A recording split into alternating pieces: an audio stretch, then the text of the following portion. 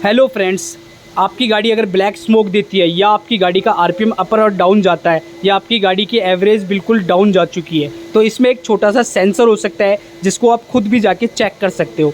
आप देख सकते हो ये गाड़ी के अंदर लगा होता है ऑक्सीजन का पाइप। इस ऑक्सीजन के पाइप के ऊपर लगा होता है सेंसर, इसको कहते हैं ऑटो सेंसर। ऑटो सेंसर कई गाड़ियों में 2 होते हैं और किसी गाड़ियों में 1 होता है। एक sensor auto sensor catalytic converter के ऊपर होता है और एक कैटेलिटिक कन्वर्टर के नीचे होता है। कई बार क्या होता है, इसकी वायर अगर आपको लगता है कि इसकी वायर कट गई है या फिर सेंसर के अंदर कोई दिक्कत है तो इसकी वजह से भी ब्लैक स्मोक देती है गाड़ी और इसका आरपीएम अपर डाउन जाता है और एवरेज नहीं बनती। तो एक छोटी सी इन्फॉर्मेशन थी, शायद आपके बहुत काम आ सके। आपको अगर वीडियो अच्छी लगी हो तो लाइक ज़रूर करना।